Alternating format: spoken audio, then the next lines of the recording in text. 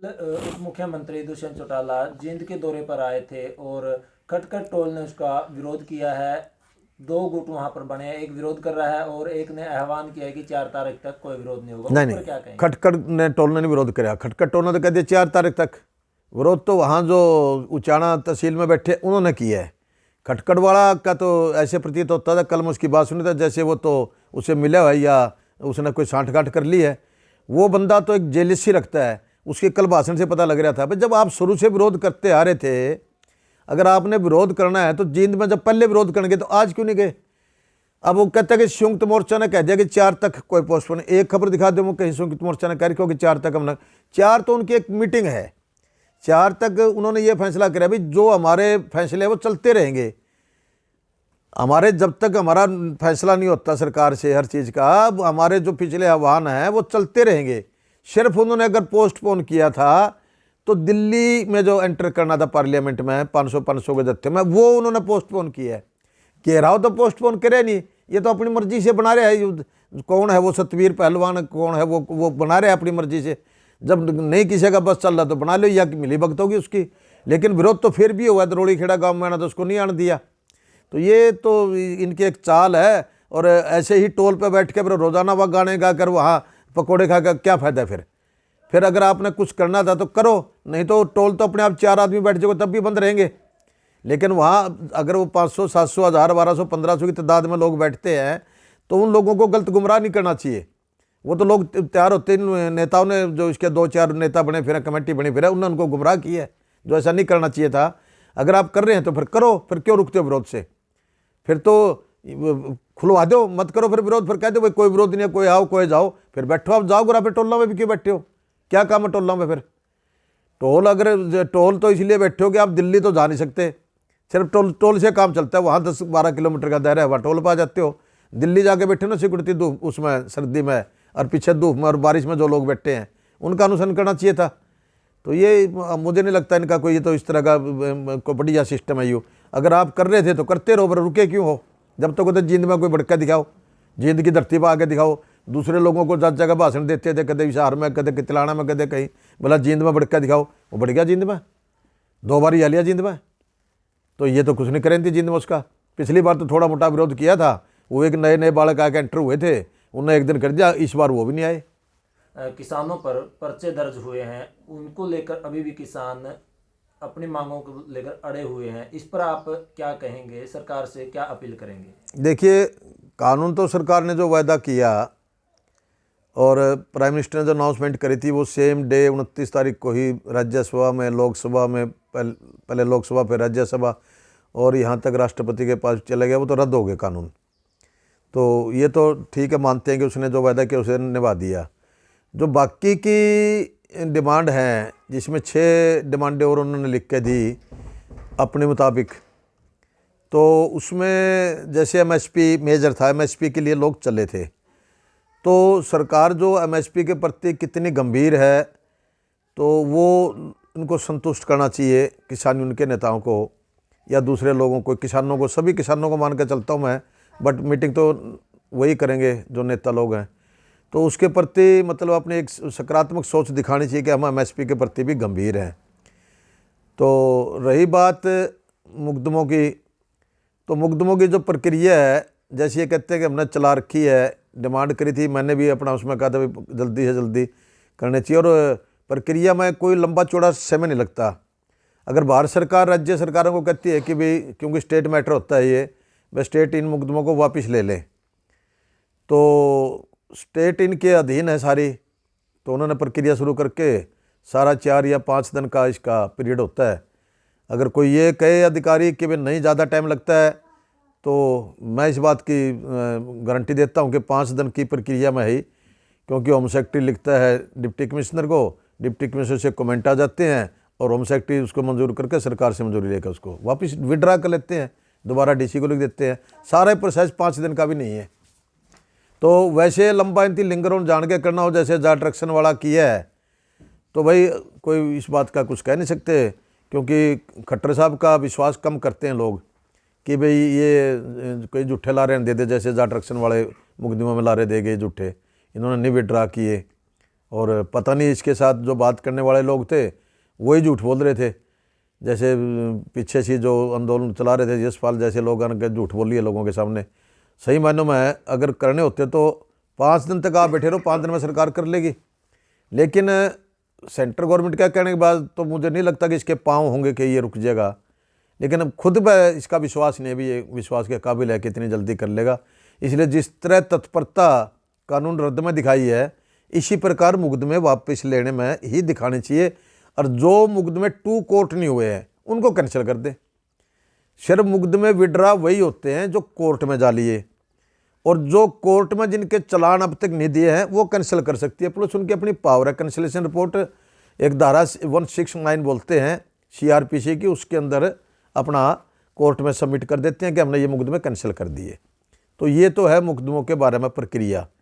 लंबा टाइम नहीं लग सकता। जैसे ये की है रद्द, उतना ही समय में इनको कैंसिल और विड्रा किया जा सकता है। तो MSP को लेकर भी जो किसान है अभी भी बॉर्डरों पर बैठे हुए हैं उसको वही नहीं, उनकी बात ये बात सच्ची है। उन्होंने MSP उनका मेजर था, क्योंकि सही मायने में लोग एजिटेशन को MSP का एजिटेशन लेकर चले थे। MSP का विश्वास देना, MSP के ऊपर कानून बनाना या MSP के अंदर पॉलिसी बनाना, वो किसान यूनियन देखें कि भी ये पॉलिसी सरकार के से काम चलेगा या कानून से काम चलेगा, तो या कैबिनेट के फैसले से काम चलेगा। बट कैबिनेट के फैसला तो मैं नहीं मानता कि इतना महत्वपूर्ण होता है। बट सरकार कोई उसकी पॉलिसी ले आए MSP की, और यह MSP की वैल्यूएशन कैसे देनी है। जैसे मेजर बात यह है कि जैसे MSP चल रही है, अब MSP किस नियम से लागू करे, MSP दे तो दे कैसे। अब वैल्यूएशन जो है हर उसकी फसल की ज़रूरी है। वैल्यूएशन करके ही MSP का रेट निर्धारित करे और उसको लागू करे। फसलें, मेजर फसलें कौन सी हैं वो ज़रूर कंसीडर करने चाहिए। चलो आम फसलें तो कई बार अपने आप भी रेट चले जाते हैं। जो मेजर फसल है जिसके ऊपर अन्न उत्पादन करके देश का भंडार भरा लोगों ने, जैसे 47 के बाद इतनी बाहर से विदेशों से अनाज मंगाते थे, तो MSP कोई किसान ने मांगी नहीं थी। MSP तो सरकार ने मजबूरी में दी थी। सरकार ने लोगों को आह्वान किया था, लोगों को जो है नहीं वैकअप किया था कि आप खेती करो, हम आपको फसल आप खरीदेंगे। क्योंकि उस टाइम देश के अंदर भंडार की कमी थी और अनाज की कमी थी। बाहर से अनाज मंगाते थे, कोई मैक्सिको से मंगाते थे, कोई ऑस्ट्रेलिया से मंगाते थे, कोई कहीं से मंगाते थे।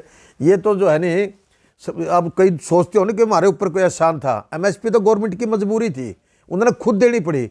हमने तो बल्कि MSP के लालच में फसलें उगाई हैं और ज़्यादा फसलें उगाई। जो हम अच्छी गेहूँ खाते थे उसको छोड़ के हमने दूसरी गेहूँ जो है, जो हाइब्रिड है, वो गेहूँ बीजी है। नहीं तो हमारे पास तो देसी गेहूँ है करती जिसकी 20 मन का 22 मन का झाड़ होता था। हमने 60-60 मन के ऊपर झाड़ ले गया देश का पेट भरने के लिए।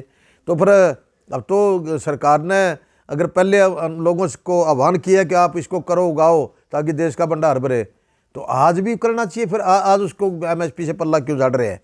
पॉलिसी बढ़ाए, जैसे भी बढ़ाएं, सरकार जितना किस हिसाब से खरीदार किसान कैसे संतुष्ट होगा वो नेताओं से बात करनी चाहिए MSP भी। 4 तारीख को संयुक्त किसान मोर्चे की फाइनल मीटिंग होगी, तो आप सरकार से और किसानों से क्या अपील करना चाहते हैं? देखिए, संयुक्त किसान मोर्चा जो है कि आज सबके दिल में एक है कि एक चीज़ पे ये फंसे हुए हैं, क्योंकि ये चले ही MSP को लेकर थे। अब इनको ये दिक्कत इनको भी हो रही है कि MSP लिए बगैर हम कैसे जाएं। और सरकार इस बात में उदित कि हम कमेटी बनाएंगे, कमेटी बना के इसको कितना लंबा ले जाना चाहते हैं वो पता नहीं। लेकिन MSP, हम तो ये कहते हैं भाई MSP जैसी चलती रहनी चाहिए। अगर आपने कोई कमेटी गठित करनी है तो मैं किसान मोर्चा के लोगों को भी कहूँगा, कमेटी गठित तो सिर्फ इस बात के लिए करो इसकी वैल्यूएशन कैसे करें, हमारी जो फसलें हैं उसकी कीमत कैसे निर्धारित करें। MSP तो सिर्फ खरीदने के लिए है।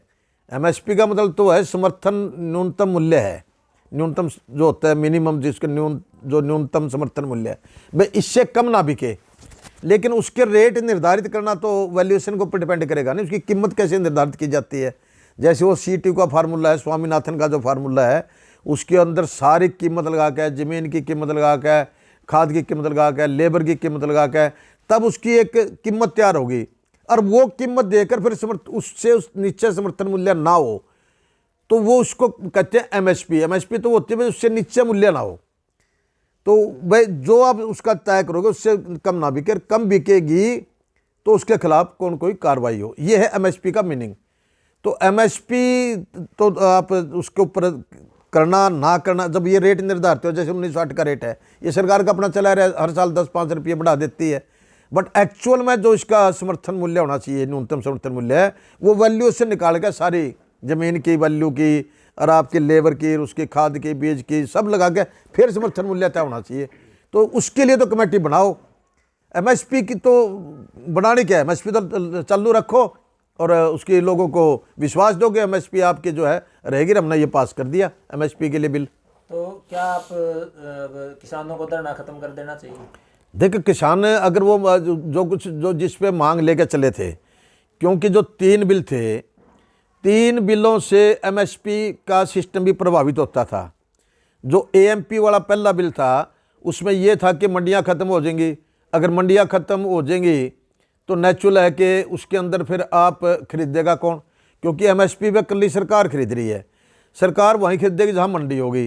व्यापारी कहीं भी खरीद, उनकी कह दिया व्यापारी कहीं भी खरीद ले जाकर, चाहे वो बाहर खरीदे चाहे वो खलिहान में खरीद ले। दो एमएसपी तो सिर्फ सरकार की ही मर्जी के ऊपर डिपेंड करती थी। अगर वो मंडी खत्म हो जाती या बाहर मंडियां लगने लग जाती तो सरकार एमएसपी से अपना पीछा हथ कर लेती।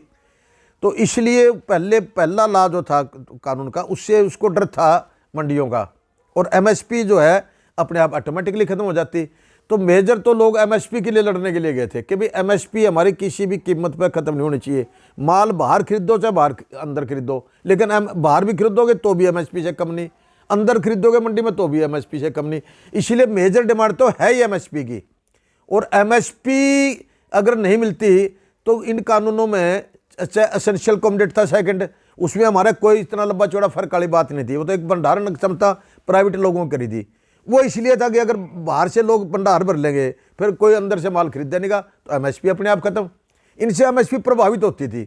मेजर डिमांड तो हमारी एमएसपी की है। अगर एमएसपी को हम गारंटी बिल नहीं ले सकते तो मुझे लगता है कि मांगे में कोई ज़्यादा फिर इतना कोई लाभ नहीं हुआ, अधूरा रह जाएगी मांग।